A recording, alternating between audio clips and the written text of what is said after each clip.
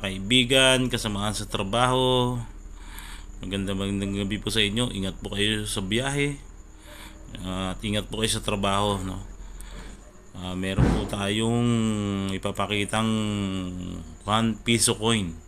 Ito yung pinaka-paborito ko na piso sa lahat. Napakaganda kasi ng design niya. Kung ito ay naging kasi laki lang ng 10 peso coin, siguro sobrang ganda nito. So Jose Rizal, yan. Yan. 150 years. Yan. So ito po ay matagal na nating itinatabi. Kasi bibihira na natin makita rin to eh. Sa mga tindahan, sa mga bus, pag may mga sukli, so wala tayong nakikitang ganito. Yan. Ito yung number 1 na paborito ko sa lahat. So tabi po muna natin. Meron to tayong ipapakita. Yan. So sa mga kaipunaryo, no, yan, papakita ko po sa inyo. Yan. So ipon challenge po tayo. Napakarami po nito. 10 peso coin at saka 20 peso. Yan, oh. Yan.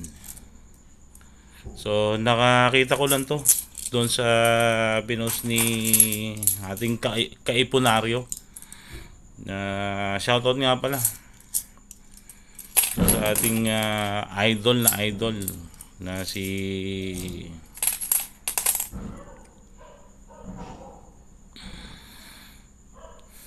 palagi natin nakikita sa TV. So shoutout sa iyo, idol. So hindi ko na muna i-mention yung pangalan mo. Baka naman medyo naka-istorbo tayo. So magandang araw po. Ito po, start na po tayo sa pag-iipon natin. Ito, nag-start po tayo noong 2023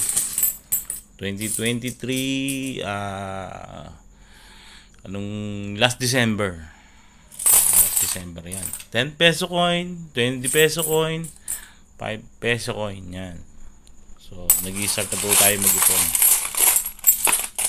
Yan, papakita ko po sa inyo. Sana kayo din makapag-ipon ng ganitong karami. So nasa 2K na po yata ito. Mga naipon ko nasa 2,000 pesos na to. 2,000 pesos na to. So yung regarding nga pala doon sa hinahanap natin 2007 na 10 peso. So nagbitin tayo doon sa sa video natin na yun eh. So wala talaga tayong makita. No. So kung taga Rosario ka, Cavite, kung meron kang 2007 na 10 piso, so pwede kong bilhin yan sa halagang 500 peso. Yun lang kailangan ko. Yung isang piraso na yon, 2007, baka meron kayo, no? 2007, isang piraso lang po kailangan ko. Bibiling ko lang 500 pesos yung isang piraso na yon. So sana po meron kayo, no? Lalo yung malapit. So taga Nobileta lang po ako, Nobileta, Cavite, Santa Rosa 2, yan. Sana po meron kayo, mabili natin sa presyong 500 pesos. Yan, so magandang gabi ulit. Sigil po ulit. So, sana mag-ipon din po kayo ng barya. So, mahalaga din po ito.